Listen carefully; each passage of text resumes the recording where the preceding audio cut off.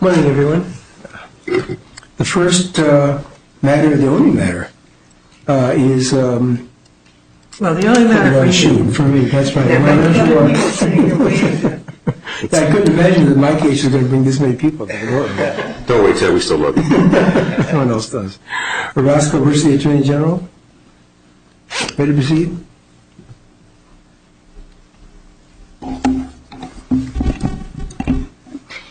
May it please the Court? My name is Amanda Johnson. I'm a third-year law student at the University of Pennsylvania, participating in the Federal Appellate Litigation Externship. And this is your, 15th oral argument? First, Your Honor. Let us know how we do when you're done. I'm appearing here today at request of the Court as amicus for petitioner on the issue of Chevron deference to the BIA's Camarillo decision. I'd like to request 3 minutes for rebuttal. Okay, we had a former colleague of ours who was renowned for saying that the only case in the history of the United States that was more poorly reasoned than Chevron was Dred Scott. So why should we even get to the Chevron issue? You're saying that the statute is not ambiguous, but it does seem, one, just the laying out of this statute, you've got 1229, that's one. Under 1229, there's a 1229 paren A. Then there's a whole of the statute, 1229A, which refers back to 12. Just the layout of the statute, why wouldn't that create some ambiguity? And then maybe we should just hold our nose and rely upon Chevron to decide it. Well, under Chevron's Step 1, no deference is given to agency opinions if the statute is clear and unambiguous. The statute, and you're saying the statute here, you think it's clear? Yes, Your Honor. It says that the accrual of time for purposes of the cancellation of removal remedy stops when the alien receives notice under Section 239A of the Immigration and Nationality Act. What was the authority by which the Immigration Service promulgated or drafted or sent the notice? Forget now the content of that notice, but what was the authority by which the government sent him the notice to appear? The government claims that the notice to appear was issued under Section 239A. Right, but what do you claim? Where do they get the authority? Because you're not saying that they had no authority to send him a notice because the notice was valid. That's not your argument. No, Your Honor. Our argument is that they did not comply with their duty of sending the notice under Section 239A. Now, Section 239A provides a list of information that shall be provided to aliens. The notice that the alien received in this case did not include a date or a time of hearing. Eventually, he did get that information, where to appear and when. Yes, Your Honor. And so the point, but that was after the 10 years, was that correct? That's correct. So this notice to appear was how, the piece of paper, the form, the incomplete form was how much before the 10 years expired? It was about 5 months. About 5 months, okay. Depending upon the exact date of entry into the U.S. However, the second piece of paper was not received until he had been in this country for 11 and a half years. Now, what would be the significance, if you were arguing policy for a moment, as to why you must have the time and place on the first, or within the 10 years as opposed to outside the 10 years eligibility? Congress made a policy choice of what to include in Section 239A's list of information that shall be provided to aliens in order to stop time. Well, you just put the rabbit in the hat when you said in order to stop time. That's not what the statute says. The statute says that time stops when the alien receives a notice under Section 239A. Right. Therefore, it is our position that time should not stop until the alien receives all of this information. Now, the time and date of hearing is clearly listed as one of the elements. Therefore, it is our position that the plain language of the statute dictates that time does not stop until the alien receives notice of this information. What do you do with the regulation? You're not attacked. There is a regulation. I'm looking for it now. I think it's 235.6a, but it may not be. That basically, it's a common sense regulation that says that when it's impractical to provide all of the notice that would otherwise be in the notice under 1229A, that notice need not be, that information need not be included. Now, what do we do with that regulation? Well, first, what is at issue in this case is the agency's interpretation of the statute. Now, the regulation was issued by the agency itself, so it is merely another iteration of how the agency believes that this statute should be interpreted. However, under Chevron's first step, we do not even look to what the agency thinks. Instead, the court should look at the plain language. And now, the plain language of the statute is not changed simply by the fact that it may be moderately difficult for the government to comply with. I guess my concern is that I understand your argument, and it's not an unappealing argument, but it seems to me that the notice is, in fact, legally, in terms of the authority of the agency to issue that notice, you can't deny, I don't think, at least not and keep a straight face, although you have a tendency to smile, so maybe that's not a fair question to you. You can't deny the fact that the legal authority to generate that notice does come back to 1229A. Forget about what the content of the notice is. The government has the legal authority to issue that notice, and because it's the mechanism by which removal proceedings are initiated. That's what gives the INS the right, or the government the right, to initiate removal proceedings. It's 1229A. Is that right? That is correct. So you're saying that even though the government has the authority to initiate the proceeding, the stop time rule does not click in because the notice that you're given is defective, and you get that by saying it's defective because the notice is not under 1229A, even though I think you just conceded that the authority by which the notice is promulgated, in fact, arises from, let's stay away from under for a second, arises from 1229A. That seems to me to be a pretty tenuous reading of the statute. It reads a lot more into the word under than I think would normally be inferred. Well, we believe that the word under is synonymous with in accordance with, and notice under or in accordance with Section 239A would necessarily require that the notice include that list of information. Why didn't Congress say in accordance with?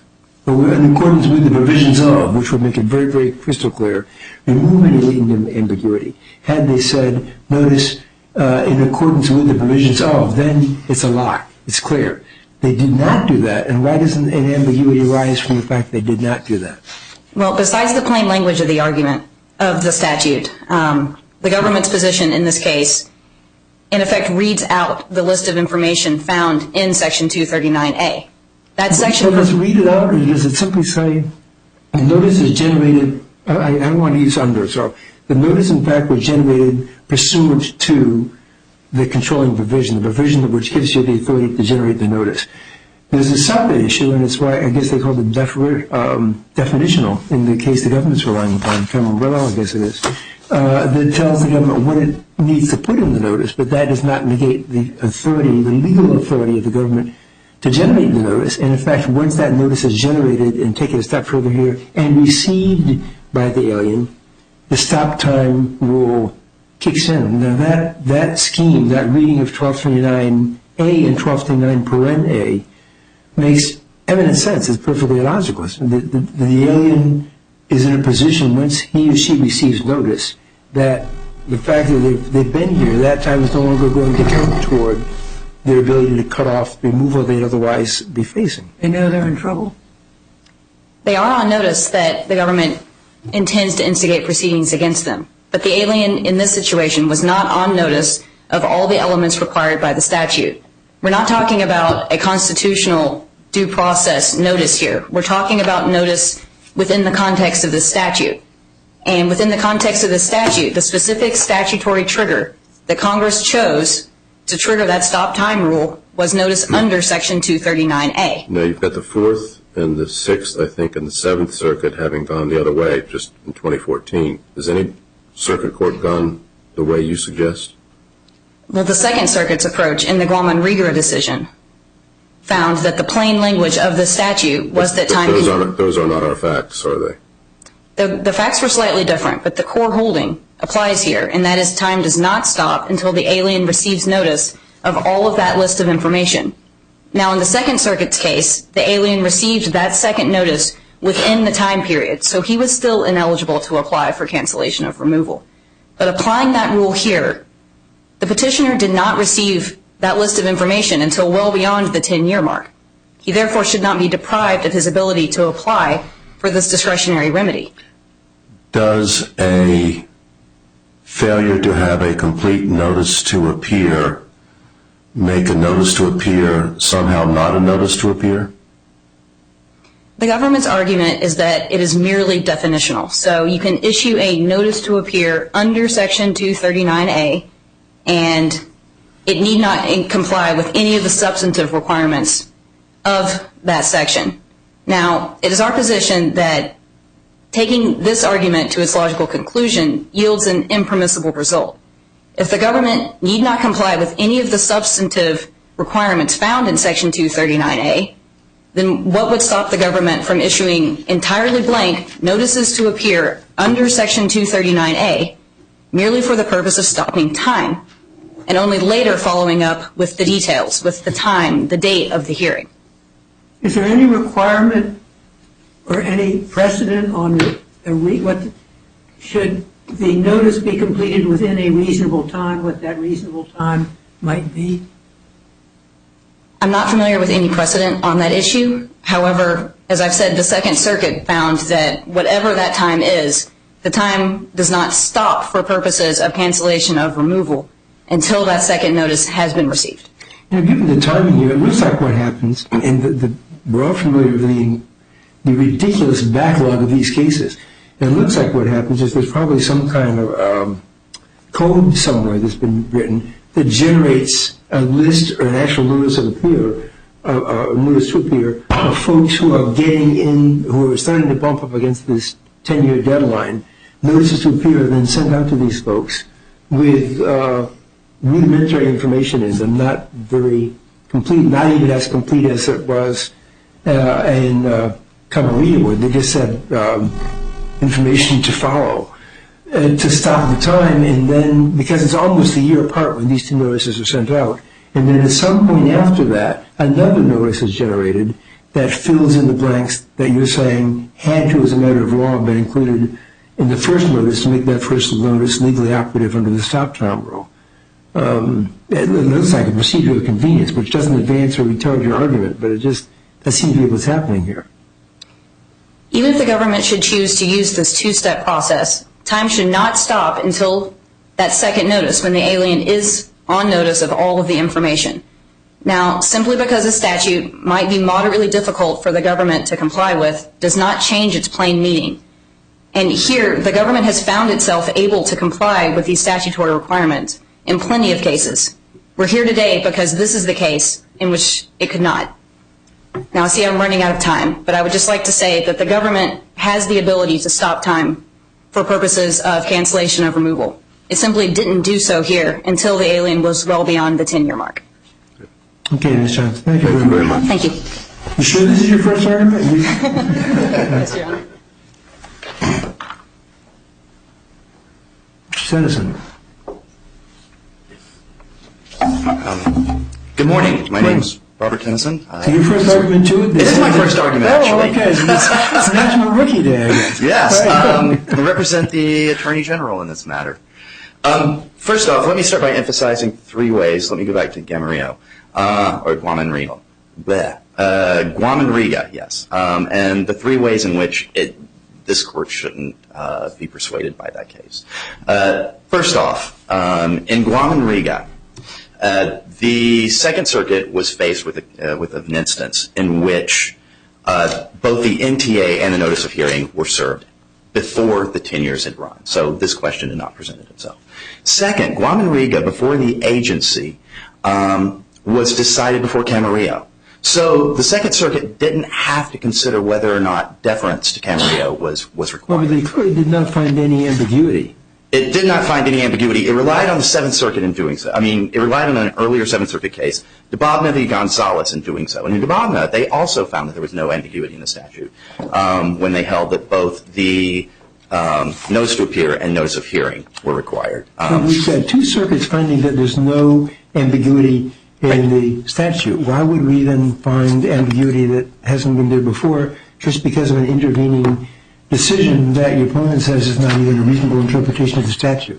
Right. Well, the Seventh Circuit actually stepped back from that in Guam a few years later. After Camarillo had been issued, the Seventh Circuit again had the issue before it, and in this case it had an NTA that came before the 10 years presence had accrued. And a notice of hearing, actually 2 notices of hearing that couldn't be delayed, that couldn't have been served by no fault of the petitioner in the case. But you had just a pure notice to appear within the 10-year period. In fact, served 5 days before the 10 years had run. And the Seventh Circuit looked at it and said, this is sort of put aside what we had said about the plain language in this case. The board is correct that this provision is susceptible to multiple reasons. And the board reasonably came to the result that it did in this case, that all you need is the notice to appear, not the notice of hearing. The Second Circuit hasn't had a chance to look at this, and the question hasn't been squarely presented to the Second Circuit. What do you do with Ms. Johnson's hypothetical, the parade of horribles argument that she makes, that if you're right, then all you have to do is send out a blank piece of paper that says notice of appear issued pursuant to 8 U.S.C. 1229A, stop time rule applies? I don't think that's the case. I think that's certainly not the case here. But it's certainly possible. It's certainly possible. I mean, assume the department does that, I would concede that would be problematic. Right. Would problematic, yes, but would it be sufficient to stop the time from running? Would it be sufficient to stop time? If they handed out a blank piece of paper that wrote the word NTA on it, it wouldn't. I mean, there is a point of substantial compliance. I mean, the NTA requirements, there are certain ones that you would think of when under Section 1229, it isn't that they must provide this information. The list isn't you must provide, A through G. It's that you must provide the written notice, specifying, and that's the key word, specifying these things. Specifying is kind of a squishy term. How much information you need to give to specify. Pretty exact. I thought it was too. It's pretty concrete. Doesn't it feel? I sometimes feel squishy. I don't feel squishy when I hear specify. Even though this first syllable is kind of special. Right. But to specify, right, Your Honor. Say, for example, in some cases, say you have to specify the charge. How much do you need to write down? Say you need to specify the date. What particular, the date and time. Does it need to be the specific date and time down to the minute? Does it need to tell you where you fall on the calendar? Can it be in a case where it's hard to figure out exactly where the agency, can schedule it? Isn't it sufficient to specify the time to say, we will give you that information? What if there are no charges and no time of hearing? If it's new charges, I think it's sufficient that the charges give you at least notice that you are in removal proceedings. In this case, we don't have a case in which the charges were later changed at all. I think there was an alteration in the third allegation, but it's hard to tell from the record in the case. Let me just ask a dumb question. What's so difficult about putting a date and time for a hearing in the first notice to appear? The agency, well, you have two different agencies that are trying to schedule this. You've got DHS and right, the board, right, Your Honor. And unfortunately, DHS and ERO officers who are giving out NTAs cannot always contact the board to say, when do you have a time available? When does this, when can you schedule this? So what ends up happening, particularly when they're out in the field or when they're far away, so what ends up happening is that in order to prevent confusion, and prevent aliens with receiving one date and time, and then later getting another notice with another date. It sounds like you're saying in order to prevent aliens from asking for a discretionary stay for reason, for good reason, right? In order to stop time, and is it so awful if you don't stop time? The people we are letting stay in the country, are they so terrible? If they are terrible, they aren't going to get the discretionary permission to stay. Right. So what is so awful about giving them that discretion? Okay. I think there are two different questions here, Your Honor. And I think it's a fair question. First, there's the question of our discretion. It's a good question. It's a very good question. And the first aspect has to do with our prosecutorial, with the government's prosecutorial discretion, and whether or not people are being put in proceedings or outside of the proceedings. At the back end, what happens to them? The second aspect of this is what do we do with the statute that Congress has tasked the agency with once people have been put into proceedings or are in the midst of proceedings, outside of the context of that broader discretionary mantle? Well, Ms. Johnson's arguing that he was never put, and I hope I'm not misinterpreting her argument, she'll let me know in rebuttal, but basically her argument extended to its logical point is he was never really put into proceedings because no notice to appear was issued, quote, under, close quote, the controlling statute. So he was never in proceedings as far as she's concerned. Well, by her argument, he would have been put in proceedings later. After the 10 years. But the thing is the statute is amenable to, and is ambiguous, is amenable to multiple constructions. Should the rule of lenity then come into consideration? That's a good question, Your Honor. The thing is that if the rule of lenity applied every time an immigration statute was ambiguous, there would be nothing for the agency to do. The agency would just go down the list of reasons once. Well, in some sense, it depends upon your perspective, right? But the thing is, we have an administrative agency for the sole purpose that it is to make those kinds of calls, and it is to make those kinds of discretionary determinations. The rule of lenity applies, and it does. It applies in certain circumstances where we have general statutes of general application. Would it apply to this situation, though? But it wouldn't apply to the situation. It wouldn't apply to the situation because it's a situation in which the interpretation of the statute has been committed to the board. It's not like retroactivity, say. But in 1996, Judge Roth wrote a decision in a case called Bamadel. Right, Your Honor. That says we do not defer to the INS's interpretation of a statute of limitations or limitations period. Now, maybe if you apply that here, why should we defer to its interpretation of what is the limitations period? And then picking up on her question, we're not talking about something, all we're talking about is eligibility for cancellation of removal. That's it. It's not interfering with anyone's discretion. It's giving someone, if they have a good case, the opportunity to throw themselves on the mercy of those making the decision. And isn't that somewhat consistent with what President Obama has been saying he wants to do with the whole immigration system? Right, Your Honor. Okay, let me take this in 3 steps. There's a jurisdictional argument, but this I wanted to address, but this is really why your jurisdictional argument fails, because we're not challenging the jurisdiction at all. The issue is whether or not he's eligible for the exercise of the This is a question about the eligibility for the exercise of relief. And that actually gives me a foray into the first part of the answer with regard to Bamalede. Bamalede is a very interesting case in that generally the board doesn't get deference for its interpretation of general statutes. So say, for example, criminal provisions, or if it was interpreting FOIA, for instance, right? These are statutes of general application, so therefore the court gets the opportunity to, the court construes those in the first instance. What's interesting about Bamalede is that the court found that a statute of limitations it essentially only occurs once in the INA, and that's in that rescission provision, right? And so the board has very little experience, understanding, knowledge of how to deal with those kinds of cases, whereas the courts of appeals do. And so given those circumstances, deference to the board wasn't given in Bamalede.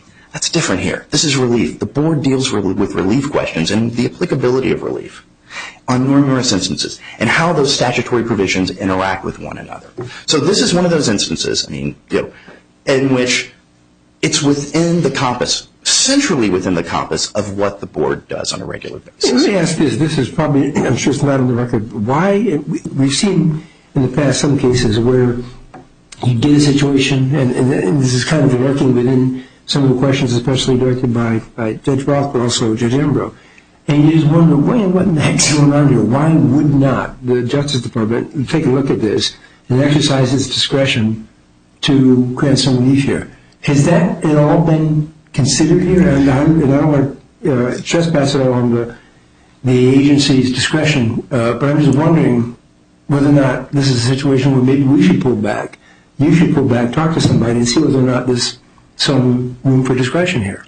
Actually, before I came, I reached out to the Department of Homeland Security and asked if they were interested in exercising discretion in this case. And their response was that they were not. So here we are today. And I mean, the problem is often, let's say that a petitioner has to, in order to have rights ripen or an appeal or a petition for review taken, has to do three things: 1, 2, and 3. And if this person does 1 and 2 but doesn't do 3, the courts almost invariably say, guess what, you didn't comply, so you didn't perfect your rights. So here, you've got a notice to appear, and you have to do a number of things. And it does say shall. And here there are things missing. The things that are missing ultimately are supplemented, but they're after the 10-year period. What is so wrong with allowing, I keep coming back to the same question that Judge Roth asked, what's so wrong with allowing that and just say if you haven't complied, okay, and you still have a second bite at the apple here. You still have your discretion. Well, Your Honor, first off,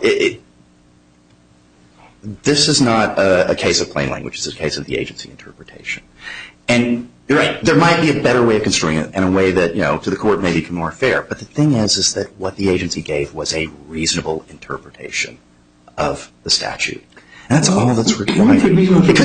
Back to something you said earlier, you said that they substantially complied. Now, how, if our job and your job is statutory interpretation, where does that get us? How do we define substantial compliance? How do we know when something is substantial compliance, and where is that in the text of the mandatory language of the statute? Substantial compliance, you're saying, is all that's required. Right. I believe it was the Fourth Circuit that may have made reference to, and it was sort of a side reference to substantial compliance, and in that case and said that, it wasn't there. It wasn't supplied this time. And it's not, this isn't a case where that's really come up. I mean, the thing is, here we've got a notice to appear that has time and date to be determined where a notice of hearing was subsequently given that provided that. So that seems to fall very nicely within Camarillo, and that seems to be sort of the cool. The second is, did the notice to appear provide sufficient sufficient information to initiate proceedings? Or is the question whether or not the notice to appear complied with the mandatory language of 1229? Right. And the thing is, you've got two provisions. First, you've got under. In Cocoon v. Holder, the word under itself cannot be freighted with that much meaning. It's chameleon. It takes the meaning of the words around it. So under doesn't get you, leaning on under in the cancellation, the stop time provision, doesn't get you anywhere. What you have to do is you have to look at the context. Here the context is very empty. It says notice to appear under, and it actually served a notice to appear under that other section. So first, you can't do very much with the word under in this provision. Second, when you look at 239, one of the interesting things is that 239 is defined as a notice to appear for purposes of this section. Because it is defined as a notice to appear for purposes of this section, when you look at other sections of the statute that refer back to the notice to appear, and this appears in 3 other provisions in the statute from my look, this provision that we're considering here, a voluntary departure provision, and a provision that has to do with, and I see my time is about to run out. Well, finish your statement. Go ahead. Okay, that has to do with record keeping of abstention orders. And in all of those cases, in one way, form, or fashion, they refer back to a notice to appear under Section 239A1. In some way, the language differs between the three, but they all do.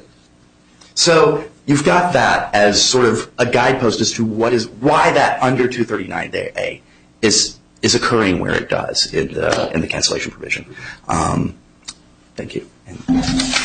You cut yourself off with another argument, but did you finish what you wanted to say?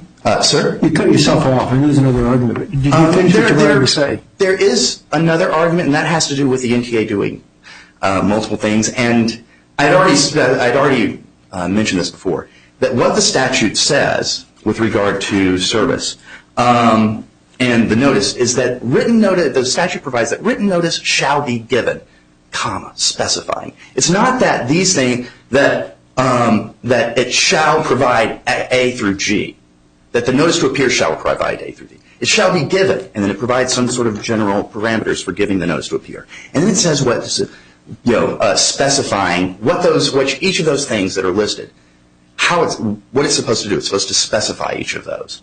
So it's a little different, but I think that word specifying means something and gives It means something specifically. I think specify and specific are rather exacting words. The OED sometimes says that. The OED also gives instances in which it just refers back to something, or it refers to some other term. So Oxford English Dictionary, but it does. Generally, it does. And to specify something needs to give something. You forgive me for not knowing what you're referring to when you said OED. Oh, sorry. Somehow the Oxford English Dictionary did not. Judge Roth and I used to have a partner who swore by it. By the OED. Yes. I'm glad you moved on. We did not All right. Thank you, Your Okay, Honor. thank you very much. Mr. Johnson, you reserve some time, I think.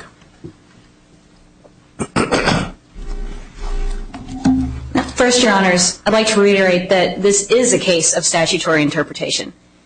The agency's interpretation should not be considered until and only if this court reaches Chevron's second step. Now, secondly, as to the administrative convenience point, the government can change information provided in the first notice should it later find it necessary to do so. In fact, Congress provided explicitly a process by which any information can be changed later.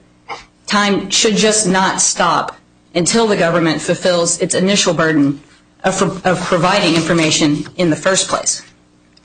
And now finally, even if this court does find that the statute is ambiguous, it should not defer to the agency's interpretation.